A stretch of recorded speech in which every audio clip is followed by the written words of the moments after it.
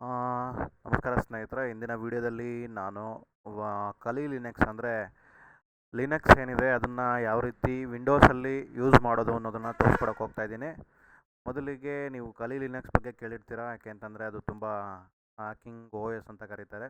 ನಾವೇನಂತಂದರೆ ಅದನ್ನು ವಿಂಡೋಸಲ್ಲಿ ಯಾವ ರೀತಿ ಇನ್ಸ್ಟಾಲ್ ಮಾಡೋದನ್ನು ತೋರಿಸ್ಕೊಡ್ತಾ ಇದ್ದೀನಿ. ಅದು ವಿ ಎಮ್ ವೇರ್ ಮುಖಾಂತರ.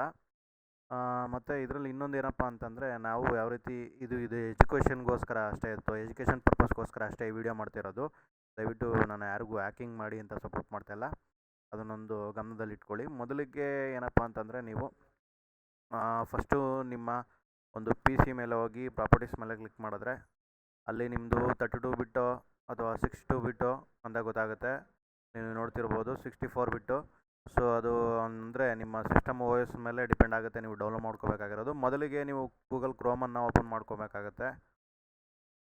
ನಂತರ ಗೂಗಲ್ ಕ್ರೋಮ್ಗೆ ಹೋಗಿ ಫಸ್ಟು ನೀವು ವಿ ಎಮ್ ವರ್ಕ್ ಸ್ಟೇಷನನ್ನು ಡೌನ್ಲೋಡ್ ಮಾಡ್ಕೋಬೇಕಾಗತ್ತೆ ಸ್ನೇಹಿತರೆ. V M workstation pro ನಮ್ಮದು ವಿಂಡೋಸ್ 11 ಆಗಿರೋದ್ರಿಂದ ನಾನು ಜಸ್ಟು 64 ಬಿಟ್ ಆಗಿರೋದ್ರಿಂದ ಜಸ್ಟು ಟೈಪ್ ಮಾಡಿ ಬಿಟ್ಟಿದ್ದೀನಿ ಆಲ್ರೆಡಿ. ನೋಡಿ, download VMware workstation pro ಅಂತಿದೆ. ನೀವು just local virtual download VMware workstation pro ಅಂತಿದೆಯಲ್ಲ, ಜಸ್ಟ್ ಅದನ್ನು ಡೌನ್ಲೋಡ್ ಮಾಡ್ಕೊಳ್ಳಿ. ಇದೆ ನೋಡಿ, ಡೌನ್ಲೋಡ್ ನಾವು ಅಂತಿದೆ. 64 ವಿಂಡೋಸ್ ಇದು ಲಿನಕ್ಸ್ ಅವ್ರಿಗೆ. ನಾವು ಜಸ್ಟ್ ವಿಂಡೋಸ್ ಆಗಿರೋದ್ರಿಂದ ಓ ಎಸ್ ವಿಂಡೋಸ್ ಆಗಿರೋದ್ರಿಂದ ಜಸ್ಟ್ ಡೌನ್ಲೋಡ್ ಅಂತ ಕೊಡೋಣ.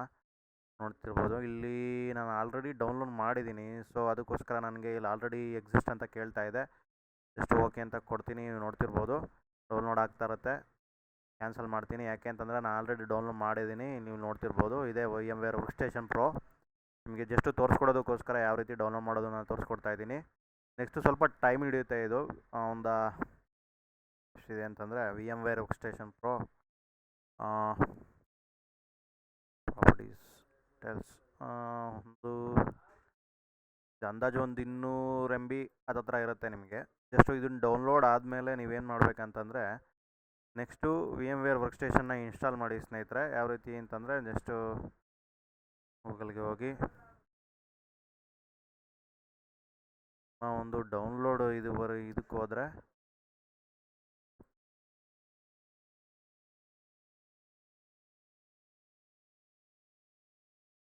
ಇದೆಲ್ಲ VMware workstation pro already install ಮಾಡಿದ್ದೀನಿ. ಸೊ ಅದಕ್ಕೋಸ್ಕರ ನಾನು ಇನ್ಸ್ಟಾಲೇಷನ್ ಏನು ತೋರಿಸ್ತಾ ಇಲ್ಲ. ಜಸ್ಟ್ ಇನ್ಸ್ಟಾಲ್ ಮಾಡಿ ನಾರ್ಮಲ್ ಡಿಫಾಲ್ಟ್ ಟಿಕ್ ಮಾಡಿ. ಸೊ ಅದಂಥ ಇನ್ಸ್ಟಾಲೇಷನ್ ಅಂತೆಲ್ಲ ಬಗ್ಗೆ ನಿಮಗೆಲ್ಲ ಗೊತ್ತಿರುತ್ತೆ. ಏನೋ ಡೌಟ್ಸ್ ಇದ್ದರೆ ಮಾತ್ರ ಕಮೆಂಟ್ಸಲ್ಲಿ ಹಾಕಿ. ನೆಕ್ಸ್ಟು ನೀವು ಖಾಲಿ ಲಿನೆಕ್ಸ್ನ ಡೌನ್ಲೋಡ್ ಮಾಡ್ಕೋಬೇಕಾಗುತ್ತೆ. ಖಾಲಿ ಲಿನೆಕ್ಸ್ ವಿರ್ಚುವಲ್ ಇಮೇಜ್ ಏನು ಬರುತ್ತೆ ಅದನ್ನು ಡೌನ್ಲೋಡ್ ಮಾಡ್ಕೋಬೇಕಾಗುತ್ತೆ. ನೆಕ್ಸ್ಟು ನೀವು ಟೈಪ್ ಮಾಡಬೇಕಾಗುತ್ತೆ ಖಾಲಿ ಲಿನೆಕ್ಸ್. ಅದಕ್ಕೆ ಮುಂಚೆ ಖಾಲಿ .org ಅನ್ನೋ ಒಂದು ವೆಬ್ಸೈಟ್ ಕ್ಲಿಕ್ ಮಾಡಬೇಕಾಗುತ್ತೆ. ಈ ರೀತಿಯ ಒಂದು ವೆಬ್ಸೈಟ್ ಓಪನ್ ಆಗುತ್ತೆ. ಇಲ್ಲಿ ನೋಡ್ತಿರ್ಬೋದು ಖಾಲಿ ಲಿನೆಕ್ಸ್ನ ಪೂರ್ಣ ಮಾಹಿತಿ ನಿಮ್ಗೆ ಇಲ್ಲಿ ಸಿಗುತ್ತೆ. ಅದರಲ್ಲಿ ನೀವು ಕೆಳಗಡೆ ಸ್ಕ್ರೋಲ್ ಡೌನ್ ಮಾಡ್ಕೊಂಡು ಹೋಗ್ತಾ ಇದ್ದರೆ ಇಲ್ಲಿ ನೋಡ್ತಿರ್ಬೋದು ಖಾಲಿ ಲಿನೆಕ್ಸ್ನ ಯಾವ್ಯಾವ ರೀತಿ ಮೊಬೈಲಲ್ಲೂ ಕೂಡ ಇನ್ಸ್ಟಾಲ್ ಮಾಡ್ಕೋಬೋದು, ಸಿಸ್ಟಮಲ್ಲೂ ಕೂಡ ಇನ್ಸ್ಟಾಲ್ ಮಾಡ್ಕೊಬೋದು ಎಲ್ಲ ತೋರಿಸ್ತಾ ಇದೆ. ನಮಗೆ ವಿರ್ಚುವಲ್ ಮಷಿನ್ ಮುಖಾಂತರ ಯೂಸ್ ಮಾಡೋದು ಹೇಗೆ ಅಂತ ನಾನು ತೋರಿಸ್ಕೊಡಕ್ಕೆ ಹೋಗ್ತಾ ಇದ್ದೀನಿ. ನೆಕ್ಸ್ಟು ಇಲ್ಲಿ ನೋಡ್ತಿರ್ಬೋದು ವಿರ್ಚುವಲ್ ಮಷಿನ್ ಅಂತ ಇದೆ, ಅದ್ರ ಮೇಲೆ ಜಸ್ಟ್ ಕ್ಲಿಕ್ ಮಾಡಿ. ನೀವು ನೋಡ್ತಿರ್ಬೋದು ಅದ್ರ ಬಗ್ಗೆ ಪೂರ್ತಿಯಾದಂತಹ ಒಂದು ಮಾಹಿತಿ ಇಲ್ಲಿ ಸಿಗುತ್ತೆ ಸ್ನೇಹಿತರೆ. ಜಸ್ಟ್ ನಾವು ಹಿಂದಕ್ಕೆ ಹೋಗಿ ಒಂದು ವಿರ್ಚುವಲ್ ಮಷೀನ್ ಹುಡ್ಬೇಕಾಗತ್ತೆ. ಇಲ್ಲಿ ಕೆಳಗಡೆ ಬಂದರೆ ನೀವು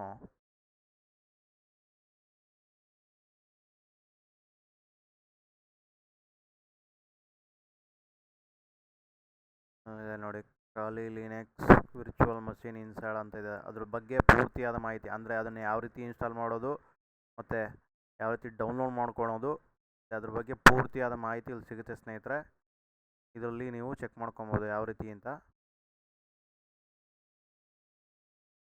ನೆಕ್ಸ್ಟ್ ಗೆಟ್ ಖಾಲಿ ಮೇಲೆ ನೀವು ಕ್ಲಿಕ್ ಮಾಡಿದ್ರೆ ಲೆಫ್ಟ್ ಸೈಡಲ್ಲಿ ಇಲ್ಲಿ ನೀವು ನೋಡ್ತಿರ್ಬೋದು ವಿರ್ಚುವಲ್ ಮಷೀನ್ಗೆ ಮತ್ತು ಮೊಬೈಲ್ಗೆ ಮತ್ತು ಲೈವ್ ಬಾಟ್ ಅಂದರೆ ಡೈರೆಕ್ಟ್ ಇನ್ಸ್ಟಾಲ್ ಮಾಡೋರಿಗೆ ಎಲ್ಲ ರೀತಿಯ ಒಂದು ಪ್ಲಾಟ್ಫಾರ್ಮ್ ಇದೆ. ಇಲ್ಲಿ ನೀವು ಜಸ್ಟ್ ವಿರ್ಚುವಲ್ ಮಷೀನ್ ಮೇಲೆ ಕ್ಲಿಕ್ ಮಾಡಿದ್ರೆ ಈ ರೀತಿಯಾದಂಥ ಒಂದು ವಿಂಡೋ ಓಪನ್ ಆಗುತ್ತೆ. ಇಲ್ಲಿ ನೋಡ್ತಿರ್ಬೋದು ಕೆಳಗಡೆ ನಮ್ಮದು VMware workstation ಆಗಿರೋದ್ರಿಂದ ನೋಡೋದು ಜಸ್ಟು ನಿಮ್ಮದು 64 ಬಿಟ್ ಆಗಿದ್ದರೆ 64 ಬಿಟ್ನ ಸೆಲೆಕ್ಟ್ ಮಾಡ್ಕೋಬೇಕಾಗುತ್ತೆ.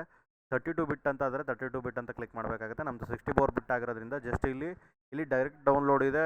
ನೆಕ್ಸ್ಟು ಟೊರೆಂಟು ಕೂಡ ಇದೆ. ಟೊರೆಂಟ್ ಎಲ್ಲ ಅಷ್ಟೊಂದು ಇಷ್ಟ ಆಗಲ್ಲ. ಡೈರೆಕ್ಟ್ ಡೌನ್ಲೋಡ್ ಮಾಡೋಣ. ಜಸ್ಟ್ ನೀವು ಅದಕ್ಕೂ ಮುಂಚೆ ಏನು ಮಾಡಬೇಕಪ್ಪ ಅಂದರೆ ತುಂಬ ದೊಡ್ಡ ಫೈಲ್ಗಳನ್ನ ಅಂದರೆ 2.5 ಅಂದರೆ 5 GB ಅಂತ 1 GB ಮೇಲೆ ಏನೇನಿದ್ರು ಡೌನ್ಲೋಡ್ ಮಾಡಬೇಕಂದ್ರೆ ನೀವು ಫೈಲ್ಸ್ನ ಜಸ್ಟ್ IDMನ್ನು ಯೂಸ್ ಮಾಡಿ ಇಂಟರ್ನೆಟ್ ಡೌನ್ಲೋಡ್ ಮ್ಯಾನೇಜರ್ನ ಆಲ್ರೆಡಿ ಇನ್ಸ್ಟಾಲ್ ಮಾಡಿದ್ದೀನಿ. ಸೊ ಅದಕ್ಕೋಸ್ಕರ ನಾನು ತೋರಿಸ್ಕೊಡೋಕೆ ಹೋಗ್ತಾಯಿಲ್ಲ. ಜಸ್ಟ್ ಇದ್ರ ಮೇಲೆ ರೈಟ್ ಕ್ಲಿಕ್ ಮಾಡಿ ಸ್ಟಾರ್ಟ್ ಡೌನ್ಲೋಡ್ ಅಂತ ಕೊಟ್ಟರೆ ನಿಮಗೆ ಸ್ಟಾರ್ಟ್ ಆಗುತ್ತೆ ಸ್ನೇಹಿತರೆ. ಇದು ಒಂದು 2.5 GB ಇದೆ, ಮತ್ತು ನಿಮಗೆ ಒಂದು 3 GB ಗಂಟ ಒಂದು ಇಂಟರ್ನೆಟ್ ಬೇಕಾಗುತ್ತೆ. ಇದು ಜಾಸ್ತಿ ಏನು ಬೇಕಾಗಲ್ಲ. ಸೊ ನಾನು ಆಲ್ರೆಡಿ ಇನ್ಸ್ಟಾಲ್ ಮಾಡಿರೋದ್ರಿಂದ ಜಸ್ಟ್ ನಿಮಗೆ ತೋರಿಸ್ಕೊಡೋಕೆ ಹೋಗ್ತಾ ಇದ್ದೀನಿ. ಇದೊಂದು 10 ಮಿನಿಟ್ಸು 15 ಮಿನಿಟ್ಸು ಡಿಪೆಂಡ್ ಅಪಾನ್ ಇವರ ಇಂಟರ್ನೆಟ್ ಕನೆಕ್ಷನ್ ಮೇಲೆ ಇದು ವರ್ಕ್ ಆಗುತ್ತೆ. ಜಸ್ಟ್ ನಾನು ಆಲ್ರೆಡಿ ಡೌನ್ಲೋಡ್ ಮಾಡಿದ್ದೀನಿ, ಸೊ ಅದಕ್ಕೋಸ್ಕರ ಕ್ಯಾನ್ಸಲ್ ಮಾಡ್ತಾಯಿದ್ದೀನಿ. ಜಸ್ಟು ನೀವು ಎಲ್ಲ ಡೌನ್ಲೋಡ್ ಮಾಡ್ಕೊಂಡು ನಂತರ ಇದನ್ನು ಡೌನ್ಲೋಡ್ ಫೋಲ್ಡ್ರಿಗೆ ಹೋಗಿ ಆಲ್ರೆಡಿ ಇದರಲ್ಲಿ ಇನ್ಸ್ಟಾಲ್ ಮಾಡಿ ಅನ್ಜಿಪ್ ಮಾಡಿದ್ದೀನಿ ಇದನ್ನು. ಜಸ್ಟ್ ಇದು ಜಿಪ್ ಫೋಲ್ಡರ್ ಟೈಪ್ ಇರುತ್ತೆ. ನೀವು ಖಾಲಿ ಲಿನಕ್ಸ್ ನೋಡ್ತಿರ್ಬೋದು ಇಲ್ಲಿ. ಜಸ್ಟ್ ಅದು ಪ್ರಾಪರ್ಟೀಸ್ ಮೇಲೆ ಕ್ಲಿಕ್ ಮಾಡಿದ್ರೆ ನಿಮಗೆ ಗೊತ್ತಾಗುತ್ತೆ 24 GB ತೋರಿಸ್ತಾ ಇದೆ, ಬಟ್ ಆ್ಯಕ್ಚುಲಿ ಇರೋದು 2.4 GB ಇರುತ್ತೆ. ಅದನ್ನು ನೀವು ಅನ್ಜಿಪ್ ಮಾಡಬೇಕಾಗುತ್ತೆ ಸ್ನೇಹಿತರೆ. ಅದಕ್ಕೋಸ್ಕರ ನೀವು 7-zip ಅನ್ನೋ ಒಂದೊಂದು ಅನ್ಜಿಪ್ ಇದನ್ನು ನೀವು ಯೂಸ್ ಮಾಡಬೇಕಾಗುತ್ತೆ, ಅಥವಾ ವಿನ್ರಾರ್ ಮುಖಾಂತರನೂ ನೀವು ಯೂಸ್ ಮಾಡ್ಬೋದು. ಜಸ್ಟು ನೀವು ನೆಕ್ಸ್ಟು ಇದನ್ನು ಇನ್ಸ್ಟಾಲ್ ಮಾಡೋದು ಯಾವ ರೀತಿಯಪ್ಪ ಅಂತಂದರೆ, ನೆಕ್ಸ್ಟು ಖಾಲಿ ಲಿನಕ್ಸ್ ಡೌನ್ಲೋಡ್ ಆದಮೇಲೆ ನೆಕ್ಸ್ಟು VMware ವರ್ಕ್ಸ್ಟೇಷನ್ ಪ್ರೋನ ನೀವು ಓಪನ್ ಮಾಡ್ಕೋಬೇಕಾಗುತ್ತೆ ಸ್ನೇಹಿತರೆ. ಜಸ್ಟ್ ಈ ರೀತಿಯಾದಂಥ ಒಂದು ವಿಂಡೋ ಓಪನ್ ಆಗುತ್ತೆ ನೋಡಿ. ಜಸ್ಟ್ ನಿಮಗೆ VMware ವರ್ಕ್ಸ್ಟೇಷನ್ ಓಪನ್ ಮಾಡಿದ್ರೆ ಜಸ್ಟ್ ಈ ರೀತಿಯಾದಂಥ ವಿಂಡೋ ಓಪನ್ ಆಗುತ್ತೆ. ಇದರಲ್ಲಿ ಇಲ್ಲಿ ಸೆಕೆಂಡ್ ಆಪ್ಷನ್ ಸೆಲೆಕ್ಟ್ ಮಾಡ್ಕೋಬೇಕಾಗುತ್ತೆ ಸ್ನೇಹಿತರೆ. ಓಪನ್ ವಿರ್ಚುವಲ್ ಮಷೀನ್ ಅನ್ನೋದೇನೋ ಆಪ್ಷನ್ ಇದೆ, ಅದನ್ನು ಸೆಲೆಕ್ಟ್ ಮಾಡ್ಕೊಳ್ಳಿ.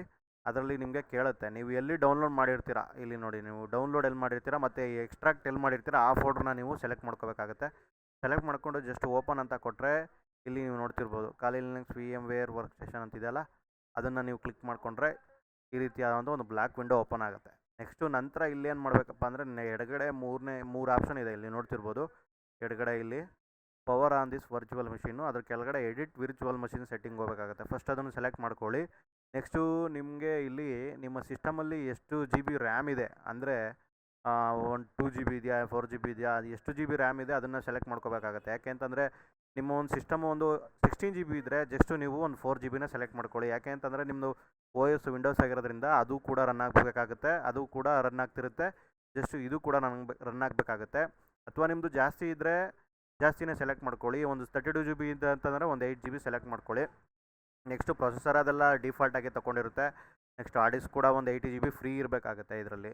ಮತ್ತು ಇದರಲ್ಲಿ ಯಾವುದೇ ರೀತಿ ಪ್ರಾಬ್ಲಮ್ ಏನು ಬರೋಲ್ಲ. ಅಕಸ್ಮಾತ್ ಬಂತು ಅಂದರೆ ನೀವು ಇಲ್ಲಿ ಅನ್ಇನ್ಸ್ಟಾಲ್ ಮಾಡ್ಬೋದು, ತುಂಬ ಈಸಿ, ಅದೇನು ದೊಡ್ಡ ವಿಚಾರ ಅಲ್ಲ. ಜಸ್ಟು ನೀವು ಇಲ್ಲಿ ನೆಟ್ವರ್ಕ್ ಅಡಾಪ್ಟರ್ ಬಂದರೆ ಇಲ್ಲಿ ನ್ಯಾಟ್ ಅಂತ ಸೆಲೆಕ್ಟ್ ಮಾಡ್ಕೊಳ್ಳಿ, ಯಾಕಂದರೆ ಡಿಫಾಲ್ಟಾಗಿ ತುಂಬ ಚೆನ್ನಾಗಿ ವರ್ಕ್ ಆಗುತ್ತೆ. ಸೊ ಇದೆಲ್ಲ ಮಿಕ್ಕಿದ್ದೆಲ್ಲ ಸೌಂಡ್ ಕಾರ್ಡು ಡಿಸ್ಪ್ಲೇ ಇದೆಲ್ಲ ಆಲ್ಮೋಸ್ಟ್ ಡಿಫಾಲ್ಟಾಗಿ ಬಂದಿರುತ್ತೆ. ಜಸ್ಟ್ ಓಕೆ ಅಂತ ಕ್ಲಿಕ್ ಮಾಡಿ. ಜಸ್ಟ್ ನೀವು ಪವರ್ ಆನ್ ದಿಸ್ ವಿರ್ಚುವಲ್ ಮಷೀನ್ ಅಂತ ಎಲ್ಲ ಆದಮೇಲೆ ಪವರ್ ಆನ್ ದಿ ವಿರ್ಚುವಲ್ ಮಷೀನ್ ಅಂತ ಕೊಟ್ಟರೆ ಇದೊಂದು ಓಕೆ ಅಂತ ಕಾಣುತ್ತೆ. ಜಸ್ಟ್ ಓಕೆ ಅಂತ ಮಾಡಿ ನೋಡಿ, ವೆಲ್ಕಮ್ ಟು ಗ್ರಬ್ ಅಂತ ಬಂತು. ನೆಕ್ಸ್ಟು ಕೀಬೋರ್ಡಲ್ಲಿ ಎಂಟರ್ ಟೈಪ್ ಮಾಡಿ.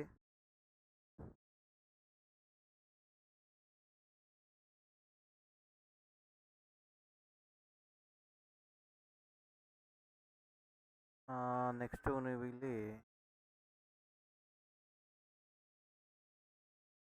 ನೋಡ್ತಿರೋಂಗೆ ಜಸ್ಟ್ ಓಪನ್ ಆಯಿತು ಖಾಲಿ ಲಿನಕ್ಸು. ನೆಕ್ಸ್ಟ್ ಇಲ್ಲಿ ಖಾಲಿ ಅಂತ ಟೈಪ್ ಮಾಡಿ ಯೂಸರ್ ನೇಮು.